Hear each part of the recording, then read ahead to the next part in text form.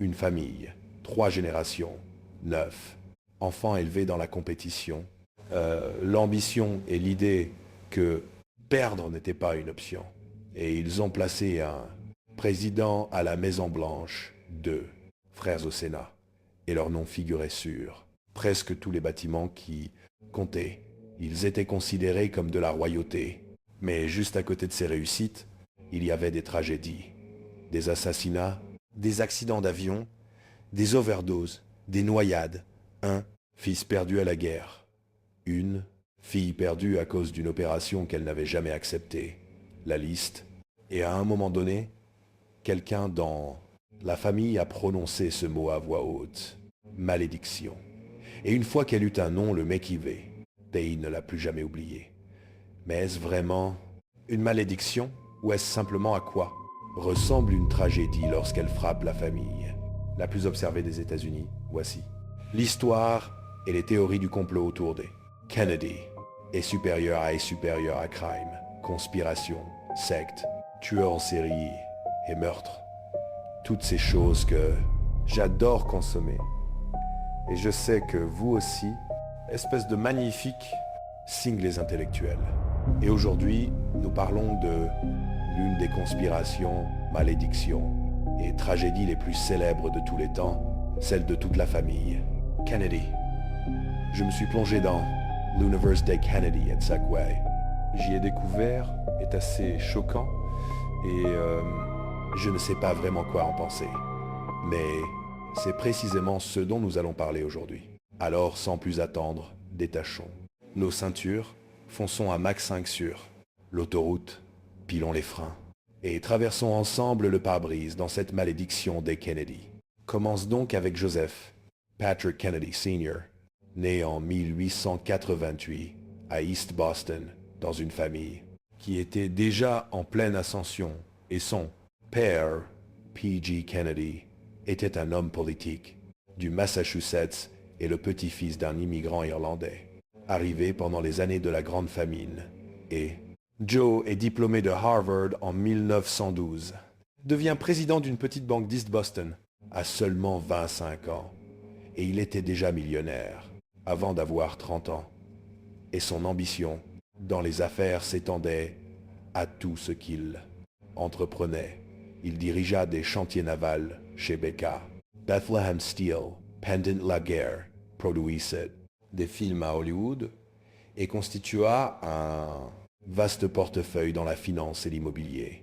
Et en 1957, le magazine Fortune estima sa fortune entre 200 et 400 millions de dollars. Cela le plaça parmi les 6 personnes les plus riches des États-Unis. Et avant même que ses enfants ne comprennent ce qu'était l'argent, il avait déjà créé des fonds fiduciaires d'1 million de dollars pour chacun d'eux. Quelle chance! Washington fit appel à lui en 1934 lorsque le président Roosevelt le nomma à la tête de la toute nouvelle Securities and Exchange. Commission comme premier président. Une fois en fonction, il interdit les mêmes pratiques de Wall Street qui lui avaient permis de faire fortune. Classique. Et en 1937, il devint le premier Irlando-Américain à être nommé ambassadeur des États-Unis au Royaume-Uni. Et Joe utilisa cette fonction pour plaider en faveur de la paix avec l'Allemagne nazie et contre l'implication américaine à l'étranger. Roosevelt rompit avec lui à cause de cela. Et en 1940, Joe quitta son poste. Mais la véritable ambition de Joe avait toujours été centrée sur et ses enfants. Revenons donc un peu en arrière. En 1914, il épousa Rosie Fitzgerald, la fille de John F. Fitzgerald, ancienne, maire de Boston. Son père désapprouvait cette union, mais cela ne les avait pas arrêtés. Tous deux vécurent une histoire d'amour discrète pendant 7 ans avant leur mariage. À cette époque, Rose baignait déjà dans le monde politique depuis son plus jeune âge, remplaçant sa mère timide lors des pas nus. Événement officiel dès l'âge de 16 ans et serrant la main de 2 présidents avant. Même d'avoir terminé ses études, euh, elle était profondément catholique, diplômée du Manhattanville College of the Sacred Art et passerait les 8 décennies suivantes comme le centre émotionnel et spirituel de la famille, jusqu'à ce qu'une pneumonie l'emporte en 1995 à l'âge de 104 ans. Et à ce moment-là, l'arbre généalogique des Kennedy comptait 28 petits-enfants et 41 arrière-petits-enfants. Ainsi, entre 1915 et 1932, Rose et Joe eurent 9 enfants. Par ordre de naissance, il s'agissait de Joseph, Jr., John, JFK, surnommé Jack, Rosemary, Kathleen, Eunice, Patricia, Robert RFK, surnommé Bobby, John et Edward, ou Ted. Une photographie familiale, prise en 1930 et un à Hyannisport, les montre tous réunis avec Rose enceinte du plus jeune, Ted, car il ne naîtrait que l'année suivante. Comme nous l'avons dit dans l'introduction, la famille Kennedy vivait au rythme de la compétition, de l'ambition et d'attentes très élevées. Joe encourageait les débats politiques à table et interdisait totalement les conversations futiles. Ça devait être passionnant, vraiment très amusant. Et lire le New York Times était une obligation familiale même, pour les plus jeunes. À l'extérieur, il faisait la course en voilier, jouait à des matchs acharnés de football sans plaquage, maniait les raquettes de tennis, et se battait à coups de poing dans des affrontements où la frontière entre jouer et prouver sa valeur était très mince. Bref, une enfance pleine de plaisir. Pourtant, malgré toute cette rivalité, ils étaient farouchement loyaux les uns envers les autres.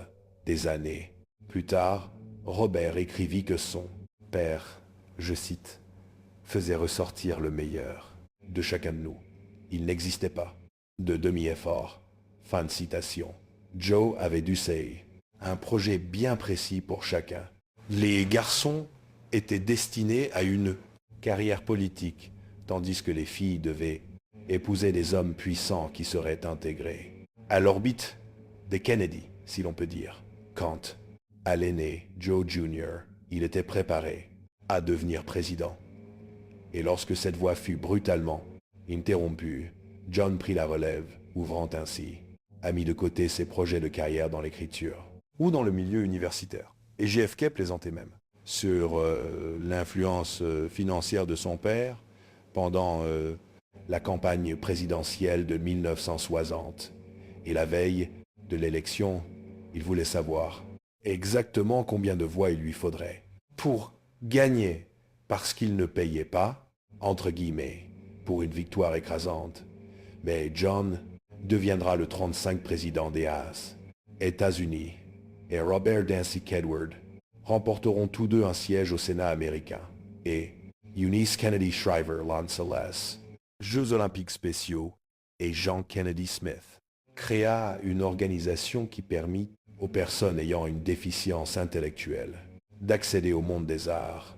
Ainsi les Kennedy incarnaient une loyauté, un glamour, un sens du but commun sans équivalent dans la politique américaine, et leur richesse existait avant même la naissance des enfants, et leur foi catholique influença tout, de la dévotion quotidienne de Rose jusqu'à l'élection historique de JFK en tant que premier président catholique. Et l'influence politique de la famille s'étendait des bancs du Sénat jusqu'au bureau ovale, et l'Amérique les appelait la royauté, et ce surnom est resté. Ainsi, l'idée de cette malédiction ne venait pas d'un journaliste ni d'un historien, mais d'un Kennedy. Et le 25 juillet 1969, Ted Kennedy s'assit devant les caméras de télévision, dans la maison de son père, et s'adressa à la nation au sujet d'un incident survenu sur l'île de Chappaquiddick une semaine plus tôt. Ted déclara au pays qu'il avait été submergé par un enchevêtrement d'émotions, de chagrin, de peur, de doute, d'épuisement, de panique, de confusion et de choc. Au milieu de ce chaos, il déclara une « pas question » revenait sans cesse Une terrible malédiction pesait-elle réellement sur tous les Kennedy, et que ça fut la première fois qu'un membre de la famille prononçait ce mot à voix haute, officiellement devant des millions de personnes, mais ce sentiment était apparu auparavant. En Spey, quelques années plus tôt, en 1964, le petit avion de Ted s'était écrasé dans un verger du Massachusetts, lui brisant le dos et tuant 2 personnes à bord. Et Bobby Kennedy aurait déclaré à un assistant nommé Ed, «Quelqu'un là-haut ne nous aime pas», alors que les paroles de Bobby étaient privées, celles de Ted furent diffusées à tout le pays. Et entre les deux, l'idée d'une malédiction des Kennedy trouva ses mots et s'imposa, parce que les Kennedy étaient l'une des familles les plus célèbres du monde, réparties sur plusieurs générations, attirées par le risque et constamment sous les regards du public. Ainsi, une famille aussi nombreuse, aussi exposée, suivie par les caméras et les tabloïds, pendant plus d'un siècle, accumulera naturellement des tragédies. Et la question est de savoir si ce qui est arrivé au Kennedy constitue un schéma qui exige une explication, ou simplement une vie à une échelle que la plupart des familles n'atteignent jamais, amplifiée par la célébrité, jusqu'à sembler être quelque chose de plus. Rosemary Marie Kennedy est née et 13 septembre 1918, troisième enfant, et première fille de Joseph Patrick Kennedy et Rose Elizabeth Fitzgerald. L'obstétricien n'était pas encore arrivé lorsque Rose entra en travail, alors une infirmière retint physiquement le bébé dans le canal de naissance jusqu'à son arrivée. C-retard priva Rosemary d'oxygène et les dommages furent permanents. Ainsi, chaque étape de son développement lui demanda plus de temps qu'à ses frères, comme ramper, marcher et développer sa motricité fine.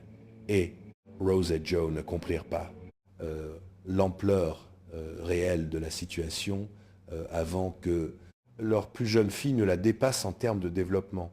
Et à une époque où le handicap intellectuel était fortement stigmatisé et où il existait presque aucune structure de soutien, la plupart des familles dans leur situation l'auraient malheureusement envoyé dans un établissement spécialisé. Mais Joe refusa, affirmant que la famille pouvait mieux s'occuper d'elle à la maison que n'importe quel établissement, ce qui était vraiment admirable. C'était vraiment une bonne décision. Et Rose décrivait sa fille comme une jeune fille affectueuse, chaleureuse, réceptive et pleine d'amour. Désireuse de mériter les compliments, elle travaillait avec acharnement pour les obtenir, et la nomination de Joe comme ambassadeur conduisit la famille en Angleterre, où Rosemary fut placée dans une école catholique dirigée par des religieuses. Et pour la première fois, elle s'épanouissait vraiment. Les religieuses la préparaient à travailler comme assistante d'enseignant, mais le début de la Seconde Guerre mondiale finit par ramener la famille Kennedy en Amérique, et tout ce que Rosemary avait acquis en Angleterre s'effondra en quelque sorte. Elle était désormais adulte et voulait la même liberté que ses frères et sœurs. Et lorsqu'on la lui refusait, elle se rebellait. Elle commença à sortir en cachette. La nuit, et Salon Eunice, Rosemary, ne faisait plus de progrès, mais semblait au contraire régresser. Alors Joe et Rose craignaient qu'elle ne soit victime d'abus ou que son comportement ne compromette les ambitions politiques de la famille. C'est alors que Joe entendit parler de la lobotomie préfrontale. C'était une technique expérimentale et l'association médicale américaine ne l'avait pas approuvée, mais ses pionniers lui assurèrent qu'elle pouvait l'aider. Et Rose n'en savait absolument rien. Puis, en novembre 1941, Joe programma la lobotomie. À ce moment-là, elle avait 23. Et les chirurgiens étaient les docteurs Walter Freeman et James Watts. Si vous ne savez pas ce qu'est une lobotomie, ils ont essentiellement percé 2 ouvertures dans le crâne de Rosemary et y ont introduit de petites spatules métalliques afin de sectionner les connexions entre son cortex préfrontal et le reste de son cerveau Elle était consciente pendant toute l'opération, continuant à parler et à réciter des poèmes pendant qu'ils opéraient.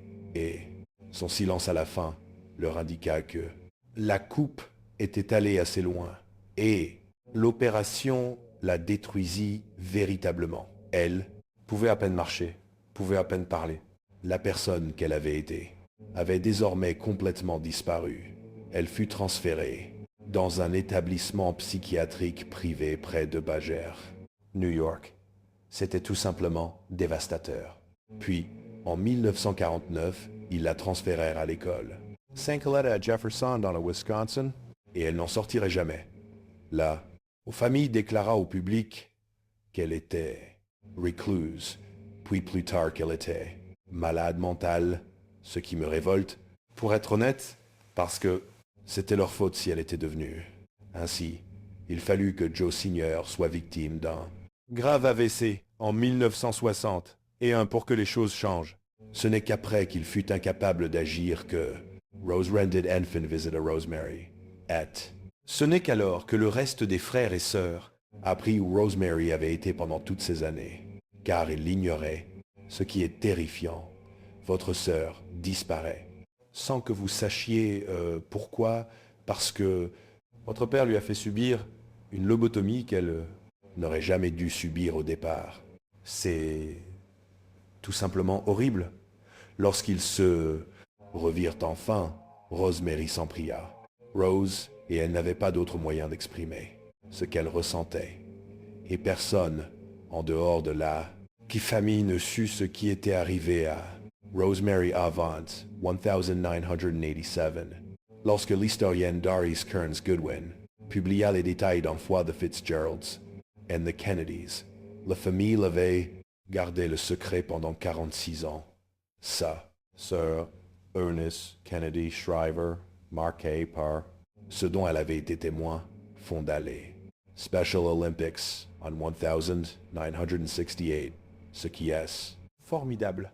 JFK devint le premier président à proposer et signer une importante législation en faveur des personnes ayant une déficience intellectuelle et être poursuivie. Cette mission au Sénat. Puis, le 7 janvier 2005, Rosemary s'éteignait de cause naturelle à l'âge de 86 ans. Et Jean, Eunice, Patricia et Ted étaient tous présents à ses côtés. Elle repose désormais aux côtés de ses parents. À présent, Joe Jr. était l'aîné des Kennedy et celui que son père avait choisi pour la Maison Blanche. Dans ses mémoires, Rose écrivit qu'il avait montré, je cite, une certaine force de caractère qui faisait de lui un chef naturel. Fin de citation, dès son plus jeune âge. Et, avant la guerre, il avait représenté la famille lors de la Convention nationale démocrate de 1940 et une campagne pour le Congrès devait suivre. Mais il s'engagea dans la marine comme pilote en juin 1941 et il atteignit les 25 missions de combat en mai 1944, se qualifiant ainsi pour rentrer chez lui. Mais il refusa et en effectua 25 de plus. Cet homme était un véritable héros de guerre. Et Louis Papa, un autre pilote, se souvenait que Joe Jr. se portait volontaire pour chaque mission comportant un danger supplémentaire, gagnant ainsi le pan, respect et l'admiration illimitée de tout le monde. Puis, il se porta volontaire pour l'opération Enville. Elle était classifiée et y visait des bunkers fortifiés nazis sur le sol français. Le plan consistait à charger un bombardier avec environ 22 000 livres d'explosifs, puis 2 pilotes le feraient décoller, activeraient le pilote automatique et sauteraient en parachute au-dessus de l'Angleterre. Ensuite, un avion suiveur guiderait à distance l'appareil sans pilote jusqu'à sa cible. La technologie fonctionnait à peine, mais nous étions au début des années 1940 et les risques du programme étaient énormes. Et Joe Jr. écrivit à ses parents pour leur dire qu'il faisait, quote, quelque chose de différent pendant les 3 prochaines semaines, end quote, mais leur assura que ce n'était pas dangereux. Son père lui répondit, en lui conseillant de ne pas trop tenter la chance. Mais le 12 août 1944, Joe Jr. monta dans le cockpit aux côtés du copilote, le lieutenant Wilford Willey, pour la première mission Anvil de la marine, mais ils n'atteignirent jamais le point de saut. Vers 18h20, l'appareil explosa en 2 gigantesques explosions, et l'un des pilotes, observant depuis, l'avion mère déclara quote la et plus grande explosion que j'ai jamais vue avant les images de la bombe atomique, end quote. Et les corps, bien sûr, ne furent jamais retrouvés. Joe Jr. avait alors 29 ans. Lui, comme Willie, reçurent la Navy Cross à titre posthume, bien que les Tallboys, une nouvelle génération de bombes lourdes britanniques, aient pu détruire ces rails. Même cible, le programme de drones échoua à réussir la moindre frappe, et lorsque la nouvelle arriva au pays, JFK aurait déclaré, quote, « Rebelle de la famille, celle qui insistait pour tracer sa propre voie. Elle avait 18 ans, lorsque la nomination de son père comme ambassadeur l'amena à Londres, où elle fut élue. Débutante de l'année, c'est là qu'elle rencontra William ou Billy Cavendish, marquis de Hartington, et les deux tombèrent. Éperdument amoureux. Il était protestant et sa mère en fut horrifiée, car les Kennedy étaient catholiques. Il servait aussi dans l'armée britannique. Rose s'y opposa. Mais Kik célébra tout de même un mariage civil en mai 1944 et épousa Billy malgré tout. Joe Jr. assista au mariage avant sa mort. Il fut le seul membre de la famille à le faire, et malheureusement leur mariage ne dura que 4 mois, car un tireur d'élite allemand tua Billy sur le front belge. Joe Jr. était mort moins d'1 mois plus tôt. Dans une lettre, Kik écrivit à une amie, quote, « La vie ne fait plus peur à quelqu'un qui a connu l'amour, le mariage et la mort avant l'âge de 25 ans. » Unquote. Kik retourna ensuite en Angleterre, avec le titre de Lady Hartington, puis elle tomba amoureuse de Peter Fitzwilliam, une autriche protestante, qui cherchait à mettre fin à son mariage. Ses parents y désapprouvèrent fortement cette relation et menacèrent de la renier complètement. Mais en mai 1948, Kik et Fitzwilliam s'envolèrent pour rendre visite à Joe en France. Mais avant d'y parvenir, une tempête projeta leur avion contre les montagnes, tuant toutes les personnes à bord.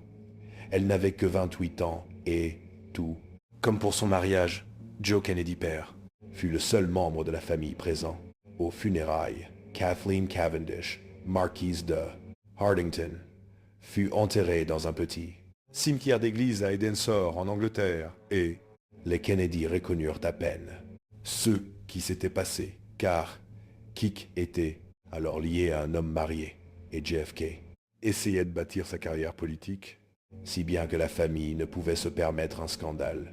Kennedy furent confrontés à la tragédie au sein de leur propre foyer, et ils enterrèrent 2 enfants. La première grossesse de Jackie se termina par une fausse couche en 1955, et l'année suivante, elle donna naissance à une fille mort-née. Par césarienne, le couple lui donna jamais officiellement de prénom, mais Jackie l'appela plus tard Arabella. Leur fille fut enterrée dans un cimetière catholique du Rhode Island, dans une tombe. Important simple mental inscription, daughter, enfant en bonne santé, Caroline et John Jr. Puis, le 7 août 1963, Jackie donna naissance à Patrick Bouvier Kennedy sur la base aérienne d'Otis, à Cape Cod, environ 5 semaines en avance, pesant 4 livres et 10, 11,5. Mais quelques heures plus tard, Patrick développa les symptômes de la maladie des membranes hyalines, aujourd'hui appelée syndrome de détresse respiratoire, ou SDR. Ses poumons y étaient trop immatures pour produire le surfactant, la substance qui empêche les alvéoles pulmonaires d'un nouveau-né de se refermer. À cette époque, cette maladie tuait environ 25 000 bébés par an. Il fut transporté d'urgence à l'hôpital pour enfants de Boston et placé dans une chambre hyperbare. Il vécut 39 heures et beaucoup estiment que sa mort transforma la médecine néonatale, donnant naissance au BI, unité moderne de soins intensifs néonatales, et stimulant de nouveaux financements de recherche des National Institutes of Health, AINSI. Des millions de bébés ont pu survivre en grande partie grâce à ces recherches. Aujourd'hui, environ 95% des nourrissons atteints du SDR survivent. Aujourd'hui, tous les quatre, John, Jackie, Arabella et Patrick, reposent ensemble au cimetière national d'Arlington. John Fitzgerald. Kennedy est né le 29 mai 1917 à Brookline, Donslow, Massachusetts, île de Vint. Le 35 président des États-Unis, le 20 janvier 1961, exerçant ses fonctions pendant 1036, jour avant sa mort, à l'âge de 46 ans. Il fut le premier catholique à occuper cette fonction et était très apprécié durant son passage à la Maison-Blanche.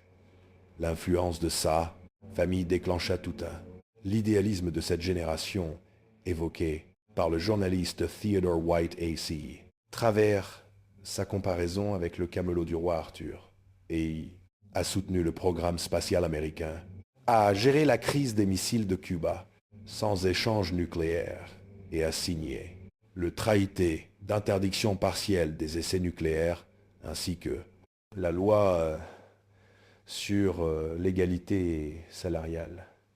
Et bien que sa présidence y était marquée par la baie des cochons, la confrontation autour de Berlin et le début de l'escalade au Vietnam, avant la politique, il avait été officier de marine dans le Pacifique pendant la Seconde Guerre mondiale et un destroyer japonais, a coulé sa vedette, lance-torpille de patrouille dans les îles Salomon, et Kennedy a conduit les survivants de son équipage jusqu'à un lieu sûr, recevant ainsi la Blair, Navy and Marine Corps Medal, et le présentateur Walter Cronkite a plus tard évoqué l'époque Kennedy, en déclarant « Kennedy semblait nous conduire vers une nouvelle ère de jeunesse et d'enthousiasme pour les joies de la vie, le plaisir qu'un pays pouvait avoir à être lui-même, à être important pour le monde. Nous dansions sur les nuages. » Ed Bob Schieffer de CBS News l'a qualifié de « President Technicolor », ajoutant que l'Amérique avait en quelque sorte vu la présidence en noir et blanc jusqu'à ce moment-là. Ainsi, le 21 novembre 1963, le président et la première dame se rendirent au Texas et retrouvèrent le vice-sauté, président Lyndon B. Johnson, pour une tournée en cortège à travers plusieurs villes. Et ce voyage servait aussi de mission politique. Les démocrates du Texas étaient divisés et Kennedy avait besoin de cet État pour sa réélection en 1964 et ses premières étapes à San Antonio, Houston et Fort Worth attirèrent des foules chaleureuses. Kennedy prononça un discours à Fort Worth ce matin-là, puis le groupe effectua un cours. Valjuska Dallas Lovefield, Lundes, aéroport de la ville.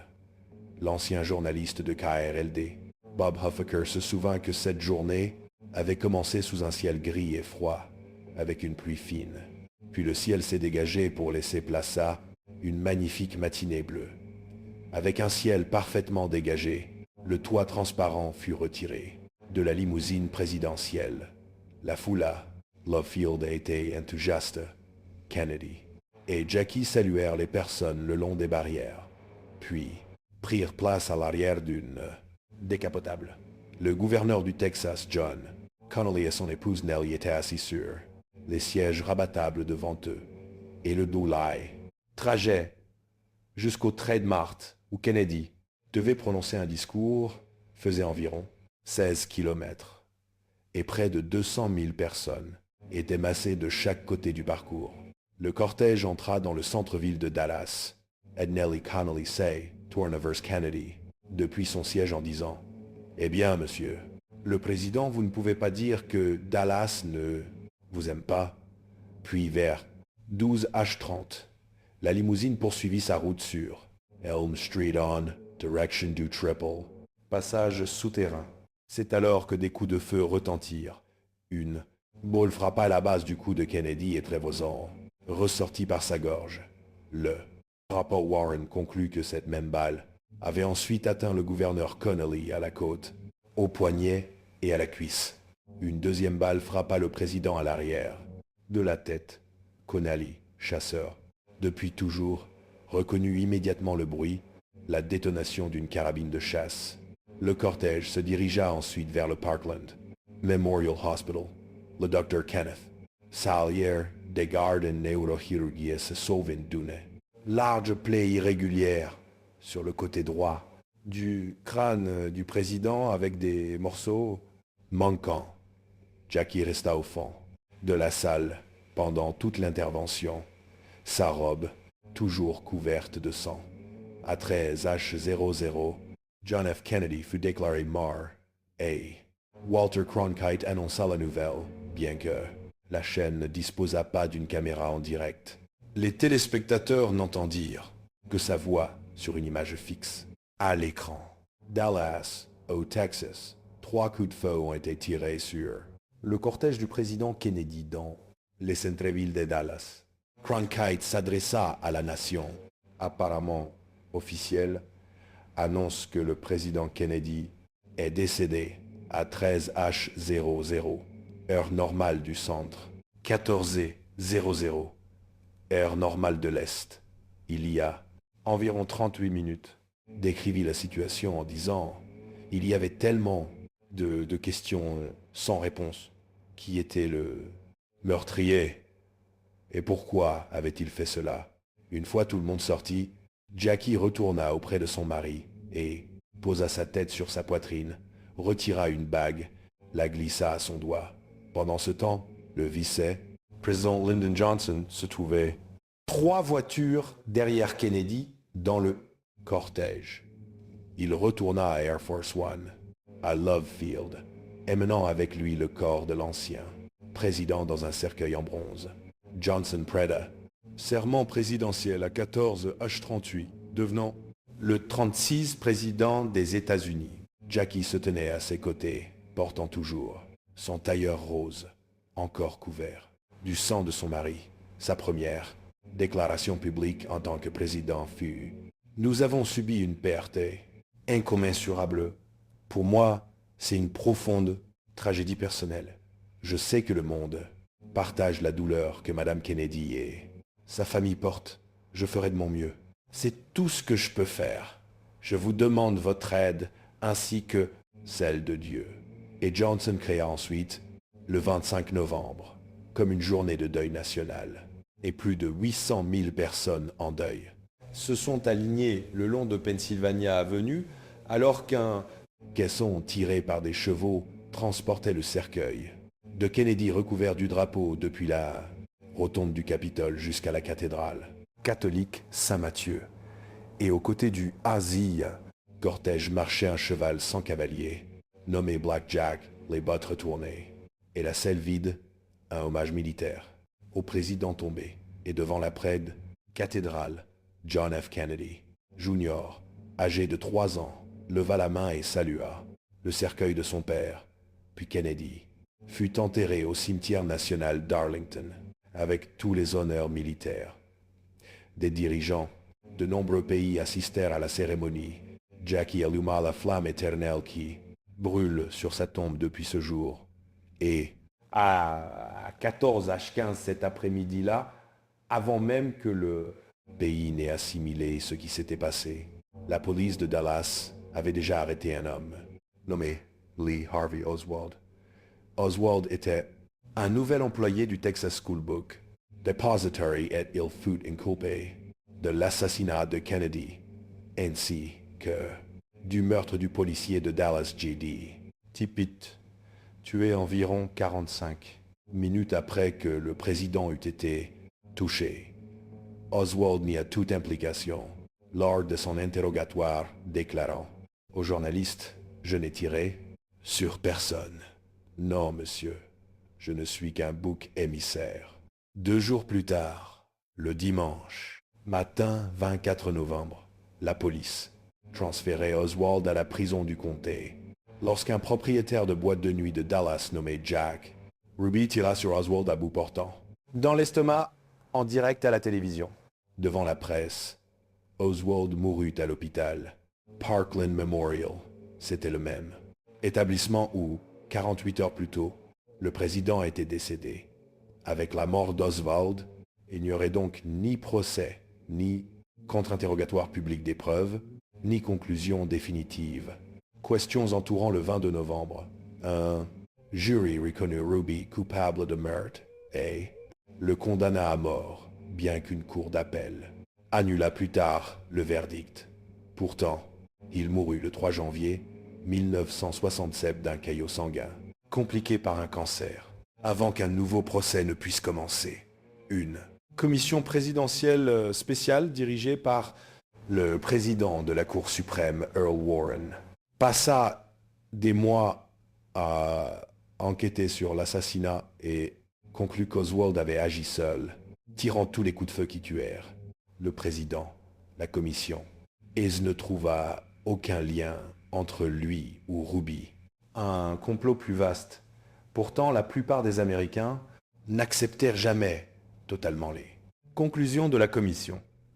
Lorsqu'en 2017, 538 interrogeait le public, seul un Américain sur 3 déclara croire qu'Oswald avait agi seul. Pas moi, je n'en fais pas partie, et c'est pour cela que c'est un podcast consacré aux théories du complot. Un témoin nommé Abraham Zapruder avait filmé l'assassinat et les images soulevèrent des questions auxquelles la version officielle avait du mal à répondre. La commission affirma que 3 en balles avaient été tirées du fusil d'Oswald en 8-6. Une balle aurait traversé Kennedy puis atteint le gouverneur Connolly, comme nous le savons. Les critiques appelèrent cela la Prove-End, théorie de la balle magique, affirmant qu'un seul projectile ne pouvait pas causer autant de dégâts tout en restant presque intact. D'autres désignèrent la case DA, Butler Bose située devant et à droite du Howard. Cortège présidentiel comme la position d'un second. D'autres théories impliquaient la CIA, le crime organisé et des exilés cubains. En 1979, une commission spéciale de la Chambre sur les assassinats conclut après 2 années d'enquête qu'un second tireur avait probablement tiré et que Kennedy avait probablement été assassiné à la suite d'un complot. La commission estima également que le gouvernement soviétique, le gouvernement cubain, la CIA, le FBI et les services secrets n'étaient pas impliqués, même si elles ne pouvaient exclure des membres du crime organisé ou de groupes anticastristes agissant indépendamment. La commission reprocha à la commission Warren de ne pas avoir suffisamment approfondi la question d'un éventuel complot et les dossiers restèrent en partie classifiés pendant des décennies, malgré une loi de 1992 imposant leur divulgation complète dans les 25 ans. Et le président Biden repoussa cette divulgation à 3 reprises. Puis, le 23 janvier 2025, le président Trump signa un décret ordonnant aux responsables de présenter des plans pour la publication des dossiers sur les assassinats de JFK et Robert F. Kennedy et Martin Luther King Jr. Les archives nationales publièrent plus de 67 000 pages le 18 mars 2025. Les historiens notèrent que ces documents modifiaient pas la conclusion du tireur solitaire, mais ils apportaient un nouvel éclairage sur les programmes secrets de la CIA du début des années 1960, notamment le recrutement d'agents au sein du gouvernement de Fidel Castro, Lay Biography. Frédéric Logeval souligna une question que les nouveaux documents n'avaient toujours pas résolue. Quelques semaines avant l'assassinat, Oswald s'était rendu à Mexico et avait rencontré des diplomates cubains ainsi que Broblis Tees, des représentants de l'Union soviétique. Une fois la signature terminée, Trump tendit le stylo à Anne. Assistant, donnez-le à RFK Jr. et K.B. Hard. Robert F. Kennedy Jr., le neveu du président assassiné, déclara à NBC News qu'il était très reconnaissant envers le président Trump. Ainsi, 7 mois après les événements de Dallas, Ted Kennedy a failli mourir dans un crash d'avion. Le soir du 19 juin 1964, le sénateur de 32 ans quitta Washington pour la convention démocrate de l'État du Massachusetts, où il devait être renommé. Par acclamation, il était resté dans la capitale toute la journée pour le vote final sur la loi des droits civiques de 1964. Il faisait déjà nuit lorsqu'il put enfin décoller. Le bimoteur Aero commandait transporter 5 personnes. Ted, le sénateur de l'Indiana Birch Bayh et son épouse, Marvella, l'assistant parlementaire Edward, Moss, ainsi que le pilote Edwin Zimney. Le brouillard et une pluie fine s'étaient installés lorsqu'ils approchèrent de l'aéroport municipal de Barnes à Westfield, dans le Massachusetts, puis avant 23h. L'avion s'écrasa dans un verger de pommiers à seulement 3 miles de la piste. Ted vit l'altimètre chuter de 1100 pieds à 600. Il compara celle à une des cinq luges au ras des cimes des arbres, suivi d'une violente collision contre un arbre. Zimney et Moss moururent tous deux de leurs blessures dans la nuit. Birch et Marvella Bay s'en sortirent avec seulement des blessures légères grâce à leur siège à l'arrière de l'avion. Ted se fractura 3 vertèbres, 2 côtes et souffrit d'un poumon. Collapsé. Birch Bay le sortit lui-même de l'épave. Ted fut hospitalisé pendant 5 mois, immobilisé dans un cadre maintenant, ses vertèbres brisées en place. Des professeurs de Harvard venaient lui donner des cours au chevet de son lit. Il dévora des piles de livres entre leurs visites.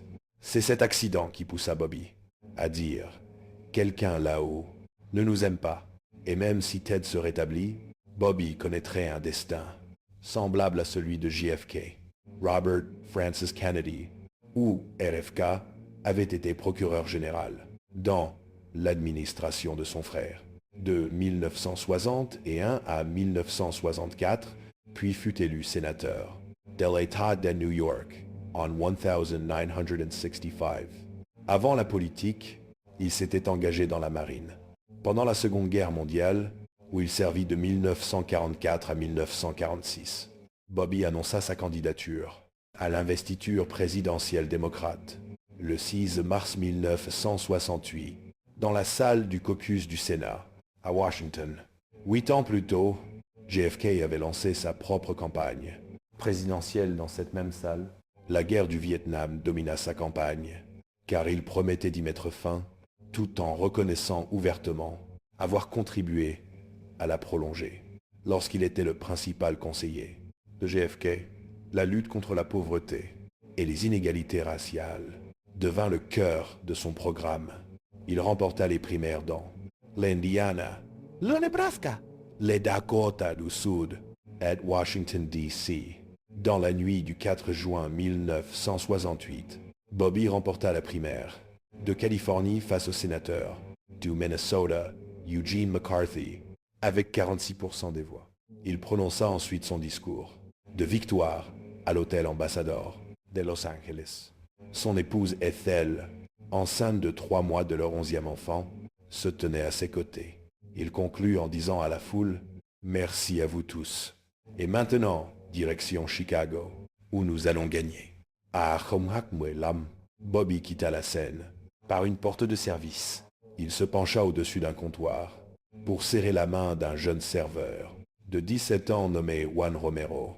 À cet instant, un homme nommé Sirhan Sirhan, armé d'un revolver de calibre 22, se précipita vers lui et ouvrit le feu. 3 balles touchèrent Bobby. L'une lui effleura le front, une autre traversa son cou, et la 3e entra derrière son oreille droite, le tuant. 5 autres personnes furent également blessées. Sirhan fut maîtrisé sur les lieux. Robert Kennedy mourut à 144, le 6 juin 1968, à l'âge de 42 ans. Son épouse Ethel, ses sœurs Jean et Patricia, ainsi que sa belle-sœur Jackie, étaient à son chevet. Une messe funéraire fut célébrée 2 jours plus tard, à la cathédrale Saint-Patrick de New York, et il a été reconnu coupable de meurtre le 17 avril 1969 et condamné à mort. Puis la Cour suprême de Californie a ensuite annulé la peine de mort de l'État et sa peine a été réduite à la prison à vie et Sirhan a dû faire face à des années de demandes de libération conditionnelle et d'appel. Et son avocat en 2011, William F. Pepper, a déposé une demande de nouveau procès.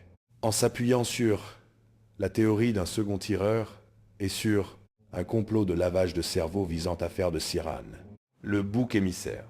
Et les questions concernant un second tireur persistent depuis des décennies, car la balle mortelle a atteint Bobby derrière, l'oreille droite à quelques centimètres seulement.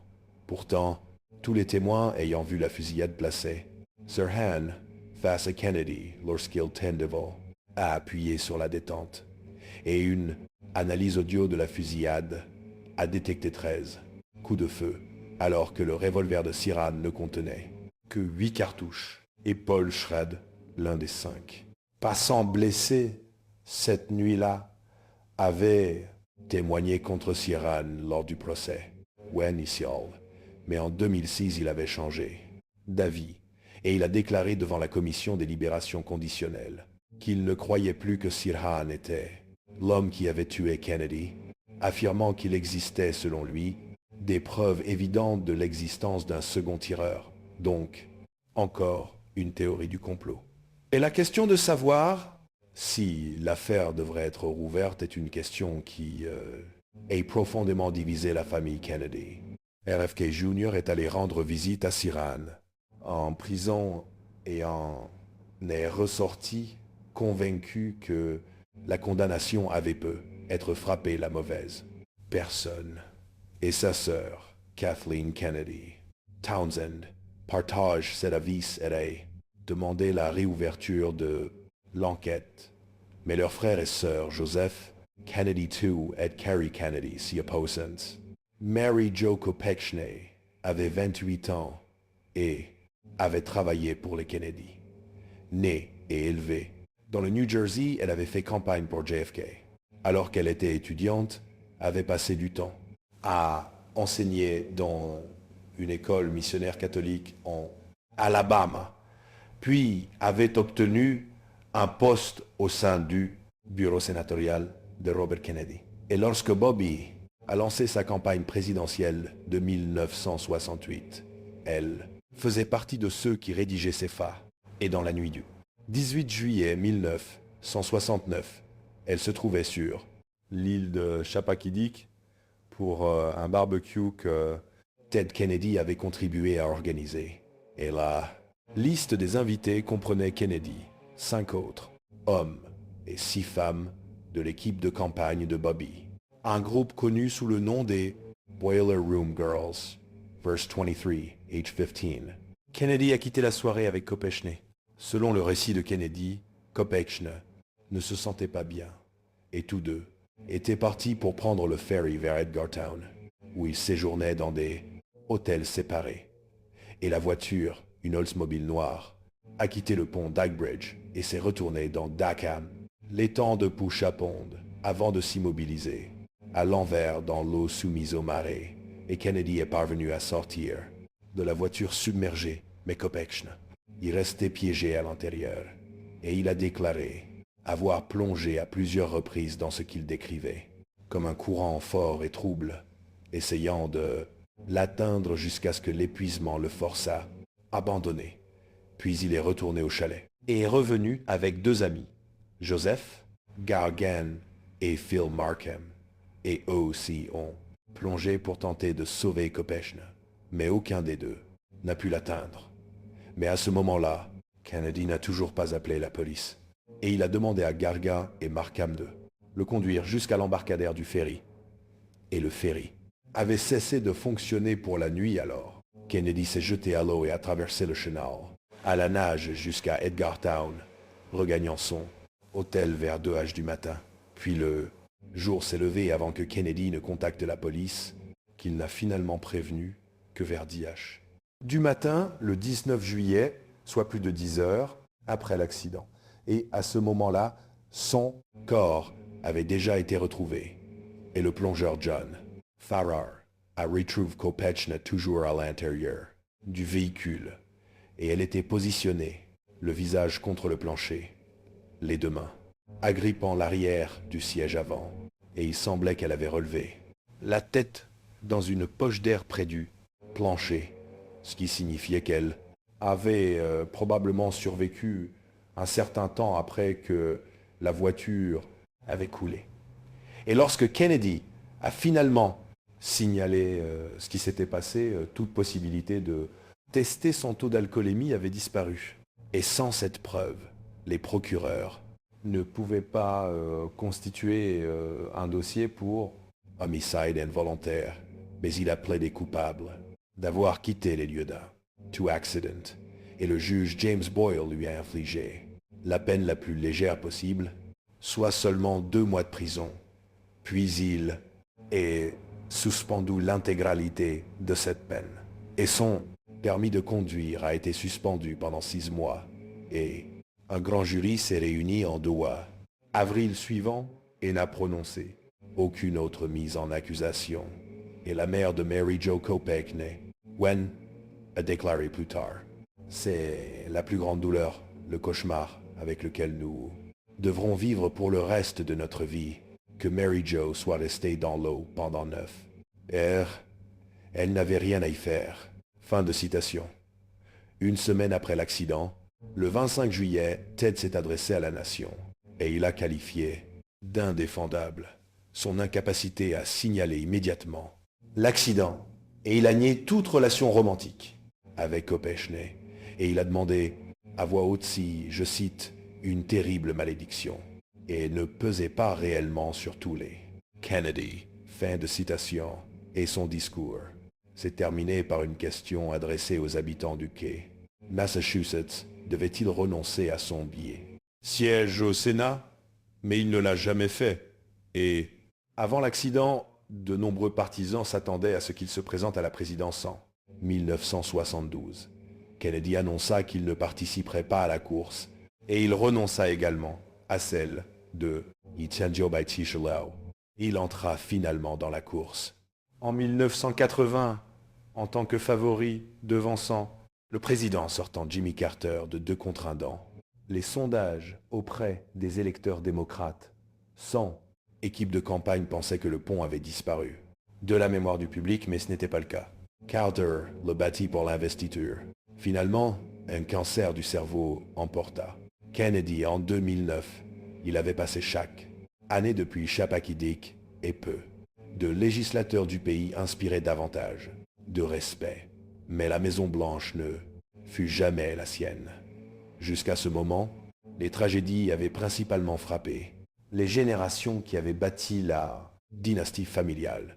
À partir des années 1970, le schéma se déplaça vers leurs enfants. Ted Kennedy Jr. avait 12 ans et était en 7e année lorsqu'il remarqua une grosseur sous son genou. Il pensa que ce n'était qu'un bleu causé par le football ou autre, mais le diagnostic tomba et il révéla qu'il s'agissait d'un cancer des os. À l'époque, les chances de survie étaient très faibles. Ted Sr. fit venir des oncologues à la maison familiale en Virginie afin de discuter du traitement de son fils.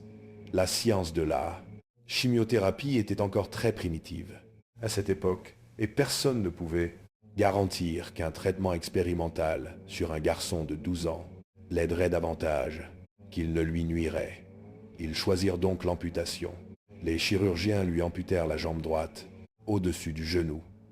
Ensuite vinrent 2 années de méthotrexate, un médicament destiné à détruire les cellules cancéreuses avec des injections de vitamines administrées après chaque cycle. Les trajets entre la Virginie et Boston pour le traitement avait lieu toutes les 3 semaines, son père ou sa mère, faisant le voyage à tour de rôle. Son père apprit même à administrer les injections lui-même, ce qui réduisait les séjours à l'hôpital. Et chaque fois que les Bruins ou les Celtics de Boston jouaient pendant ces visites, ils y allaient, tous les deux. Certaines personnes pensent que le sénateur renonça à l'habit présidentiel de 1976 pour une seule raison, rester à ses côtés jusqu'à ce que le cancer soit vaincu. Ted Jr. survécut et le cancer ne revint jamais. À l'adolescence, il concourait avec l'équipe américaine de ski handisport et remporta plusieurs médailles nationales. Il devint également un défenseur des droits des personnes handicapées, contribuant à promouvoir l'Americans with Disabilities Act, signé par le président George H.W. Bush en 1990. Il exerça ensuite le droit de la santé, fut élu au Sénat de l'État du Connecticut et siégea au conseil d'administration d'organisations telles que Special Olympics International. Son histoire constitue une rare note d'espoir dans cette chronologie. Puis il y eut David, Anthony Kennedy, 4e enfant de Robert Ethel.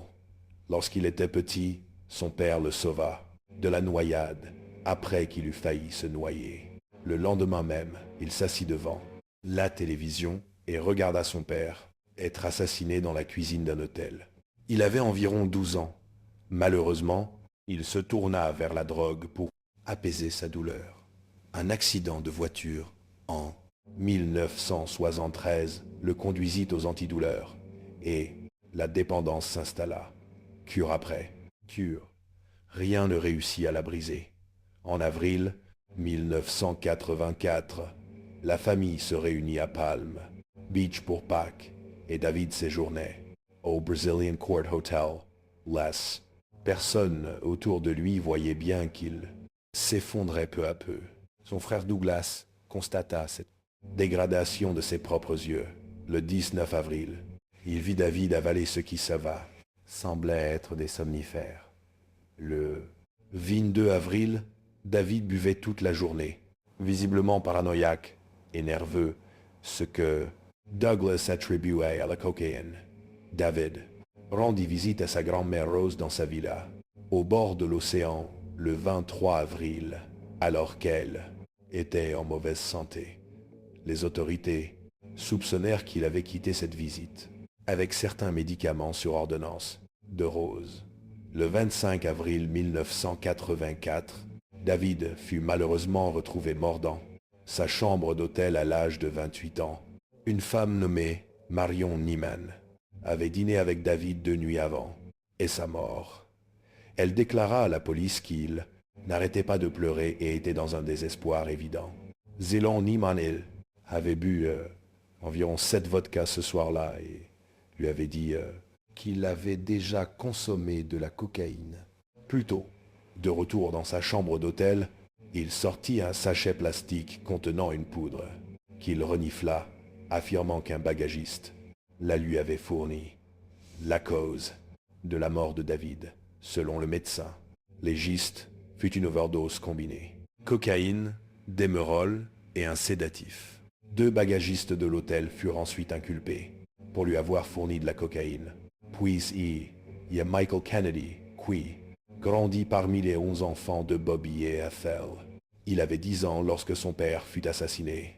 À l'âge adulte, il dirigeait Citizen Energy Corporation, qui fournissait du combustible de chauffage aux familles qui n'en avaient pas les moyens.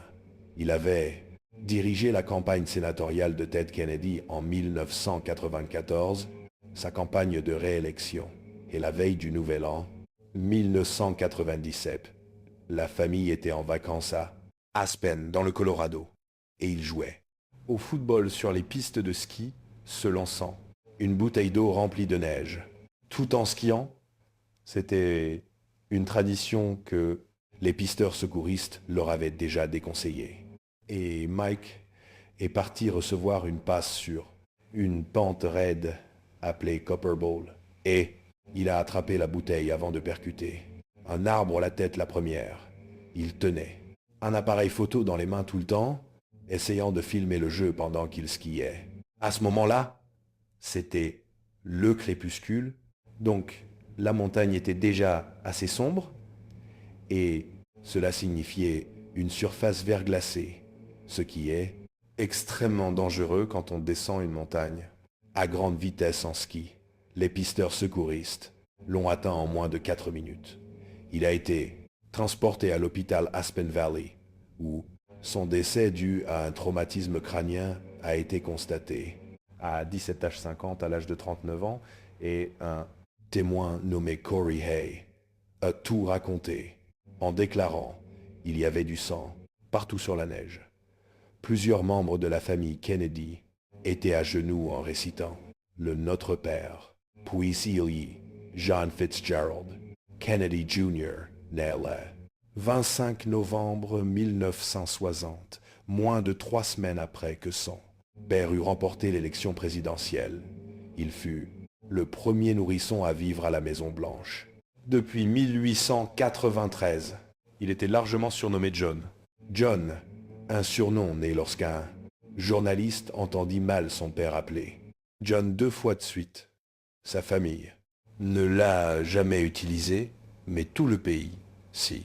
Il lui manquait 3 jours pour avoir 3 ans lorsque son père fut assassiné, et sa mère lui demanda de saluer le cercueil. La photographie de cet instinct est devenue l'une des images les plus célèbres du XXe siècle. Ainsi, tout le pays l'a vu grandir. Dan San Salon, in 1988, le magazine People, a désigné ce jeune étudiant en droit de 27 ans comme l'homme le plus séduisant de l'année. Et les tabloïds suivaient chacun de ses gestes, le qualifiant de célibataire le plus convoité des États-Unis. Il est diplômé de la faculté de droit de l'Université de New York. En 1989, échoua 2 fois à l'examen du barreau, puis le réussit à sa 3e tentative. En tant qu'assistant du procureur de Manhattan, il mena 6 procès, les remporta tous. En 1995, il lança George, un magazine politique haut de gamme qui présentait Washington à travers le prisme de la culture populaire, avec des célébrités, posant en père fondateur sur la couverture. En 1996, il épousa Caroline Bessette, responsable des relations publiques chez Calvin Klein, lors d'une cérémonie privée organisée sur l'île de Cumberland, en Géorgie. Christopher Anderson, auteur de The Day John Died, le résumé ainsi. Si les Kennedy étaient la royauté américaine, John Jr. en était le prince héritier. Le soir du 16 juillet 1999, John Jr. monta à bord d'un Piper Saratoga monomoteur sur un aérodrome de Fairfield, Downsville, New Jersey, et son épouse Carolyn, âgée de 33 ans, ainsi que sa sœur Lauren Bissett, 34 ans, étaient avec lui. Le plan consistait à déposer Lauren à Martha's Vineyard, puis à Port-Sweet River, Hyannisport pour assister au mariage de sa cousine Rory le lendemain, mais ils étaient déjà en retard, avant même le départ, et la circulation à Manhattan retarda les 3 passagers, si bien qu'ils n'arrivèrent à l'aérodrome qu'aux environs de 20 H. L'avion décolla à 20 H 38, soit environ 24 minutes après le coucher du soleil. John Jr. détenait une licence de pilote privé, mais aucune qualification de vol aux instruments, ce qui signifiait qu'il n'était autorisé à voler que lorsqu'il pouvait voir clairement l'horizon. Il totalisait environ 310 heures de vol, mais seulement 3 heures environ seul aux commandes de cet appareil précis. Il se remettait aussi d'une fracture de la cheville gauche, subia lors d'un accident de deltaplane en juin. Son plâtre avait été retiré, mais cette blessure avait déjà obligé ses instructeurs à intervenir à 2 reprises pour actionner les palonniers et faire atterrir l'avion pendant les leçons. Alors, pourquoi il a pensé que c'était une bonne idée? Reste pour moi un mystère.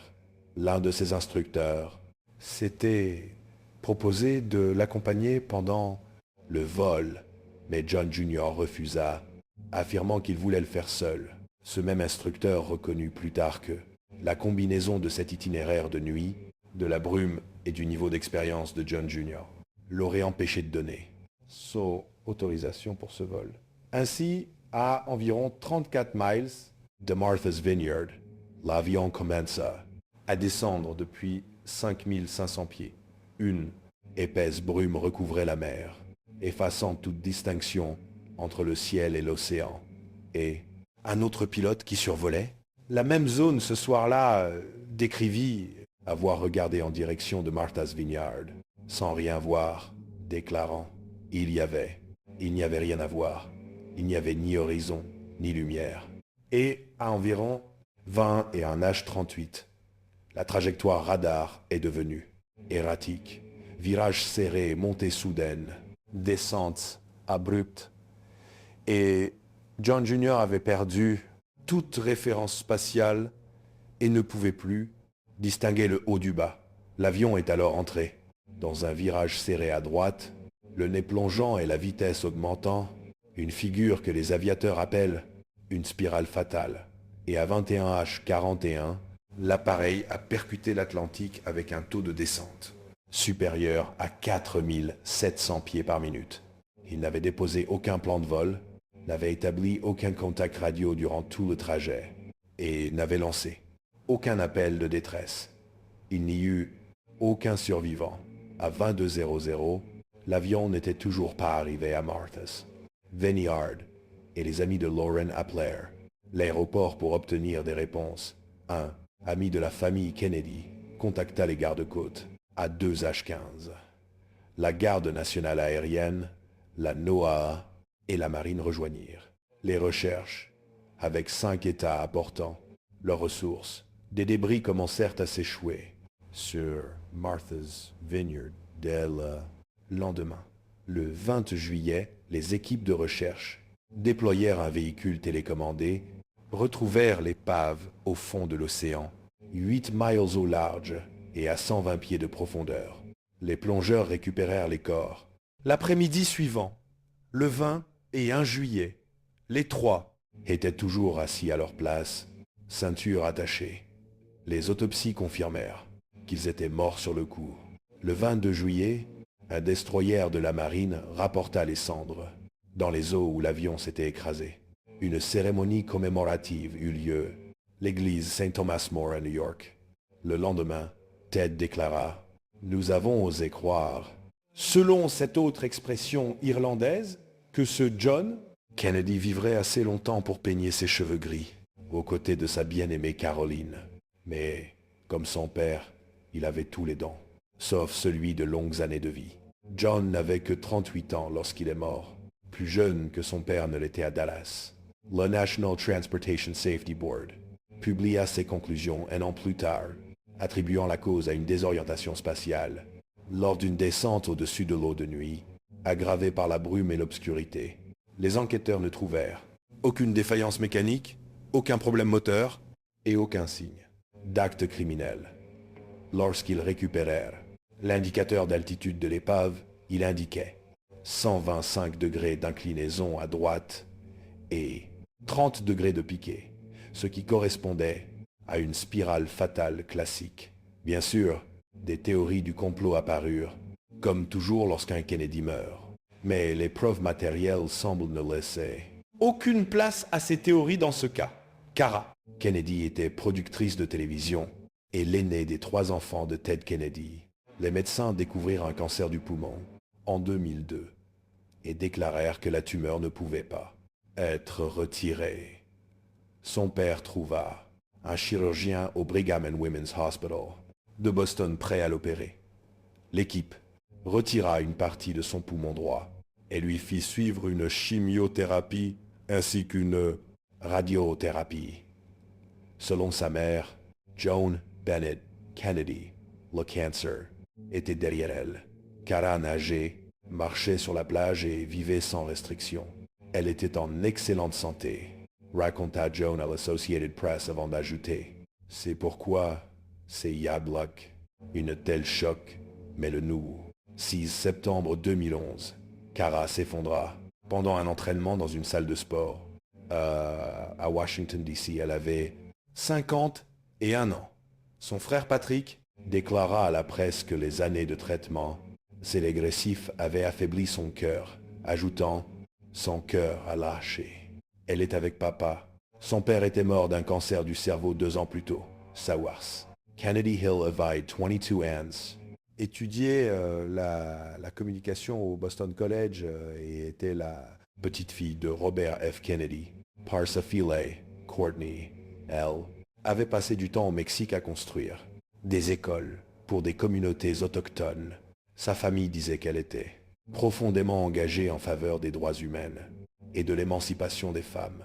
En 2016, elle publia un article dans le journal Dale Deerfield Academy où elle racontait son long combat contre la dépression, écrivant « Ma dépression a pris racine au début de mes années de collège et restera avec moi pour le reste de ma vie. » Elle poursuivait en disant « Même si j'étais la plupart du temps une enfant heureuse, je traversais des périodes de profonde tristesse qui me donnaient l'impression d'avoir un énorme rocher posé sur la poitrine. » Soir du 30 et 1 juillet 2019, Saoussé dîna dans la maison familiale de Hyannis.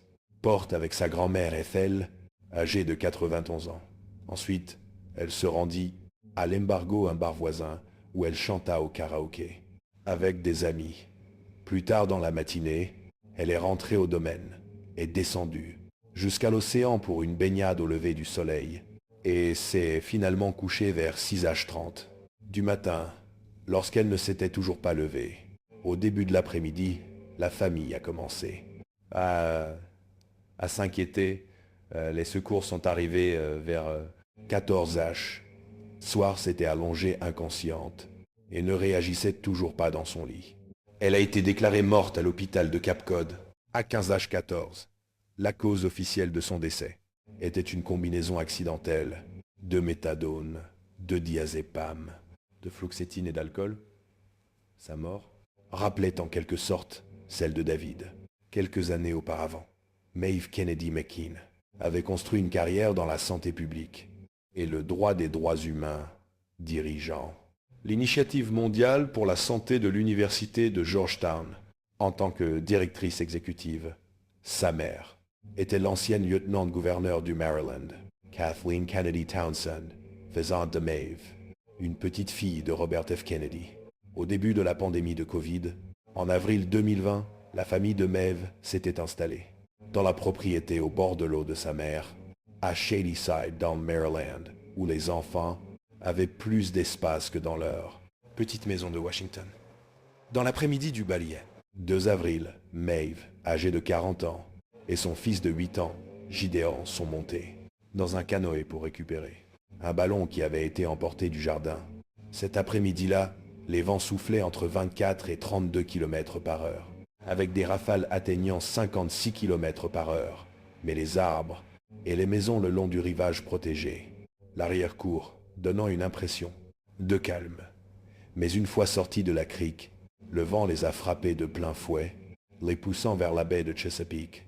Leur canoë s'est renversé à environ 4 km du rivage, dans une eau à 5 degrés 16. Les équipes de secours ont effectué des recherches pendant 5 jours, scrutant le fond de la baie avec un sonar sous-marin. Les plongeurs ont retrouvé Maeve le 6 avril, 2 jours. Plus tard, le 8 avril, ils ont retrouvé Gideon, par environ 7-5 mètres de profondeur, à plus de 3 km, au sud de la propriété de sa grand-mère. Dans une déclaration publique, Kathleen Kennedy Townsend a déclaré que sa fille avait, je cite, « consacré sa vie aux personnes les plus vulnérables de la société ». Fin de citation. Elle se souvenait de Gideon comme d'un grand frère, affectueux, doué pour le sport, les énigmes, les mathématiques et les échecs. Ce fut une perte tragique de 2 générations. Dans un seul accident, les parents de Tatiana Schlossberg étaient la diplomate Caroline Kennedy et l'artiste Edwin Schlossberg. Elle était l'une des 3 petits-enfants de JFK.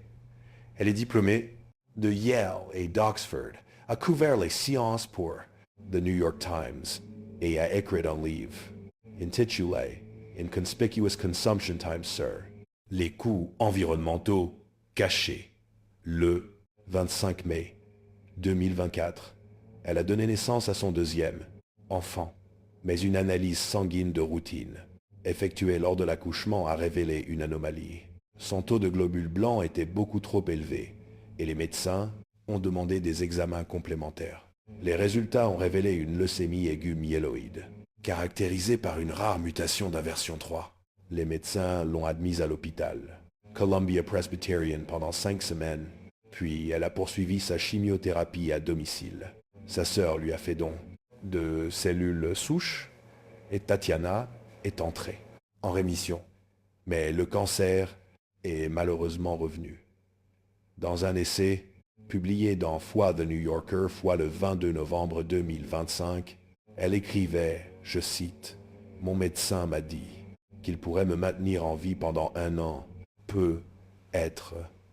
Ma première pensée a été que mes enfants, dont les visages sont gravés, à jamais derrière mes paupières, ne se souviendraient pas de moi. » Fin de citation. Dans le même essai, elle a qualifié son cousin Robert F. Kennedy Jr. Day, je cite, « une honte pour moi et pour le reste de ma famille. » Elle racontait avoir regardé depuis son lit d'hôpital la confirmation de sa nomination au gouvernement malgré un parcours sans expérience en médecine, en santé publique ou dans l'administration. Tatiana est décédée le 30 décembre 2025, à l'âge de 35 ans, la perte la plus récente de la longue série de décès dans la famille Kennedy, montrant que, même aujourd'hui, la malédiction semble toujours d'actualité. Elle laisse derrière elle son mari, George Moran, ainsi que leurs 2 enfants. Et les tragédies ne se sont pas arrêtées au seul lien du sang. Elles se sont en quelque sorte propagées à travers les mariages, les belles familles et la famille élargie. Bien sûr, il existe une explication rationnelle à tout cela. Edward Kennedy Jr., qui a perdu une jambe à cause d'un cancer à l'âge de 12 ans et a vu sa famille subir tragédie après tragédie, a déclaré, je cite, « La famille Kennedy a dû endurer toutes ces épreuves de manière très publique, mais notre famille ressemble à toutes les autres familles américaines à bien des égards. » Sa tante Eunice a rejeté cette idée. Selon elle, le véritable problème était la couverture incessante des tabloïds et une famille qui n'a jamais pu faire son deuil en privé.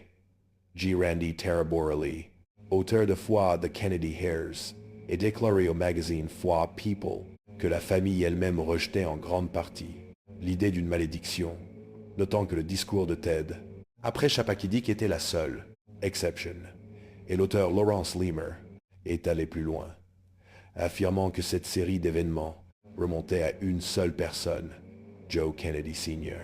Adams, The Kennedy Curse, Shattered Hill, et écrit que Joe, je cite, élevait ses enfants à croire qu'ils étaient meilleurs que tout le monde et qu'il devait gagner à chaque fois, quel qu'en soit le prix. Fin de citation.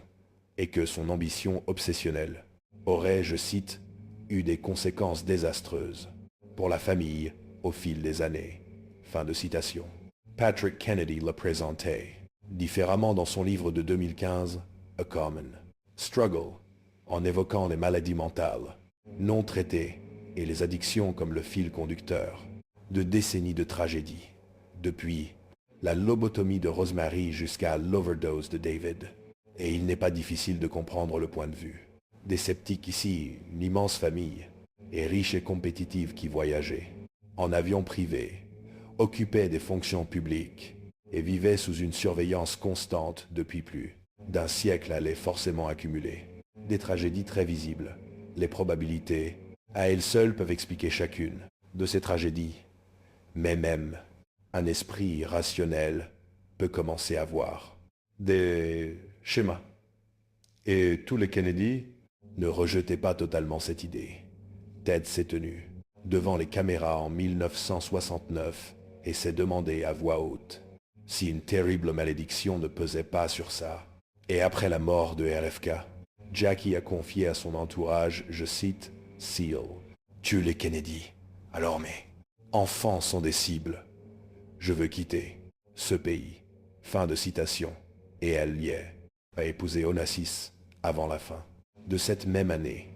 Et en novembre 2025, Tatiana Schlossberg, la petite fille de JFK, a écrit, je cite, « Maintenant j'ai ajouté une nouvelle tragédie à sa vie, à la vie de notre famille, et je ne peux rien faire pour l'arrêter. » Fin de citation.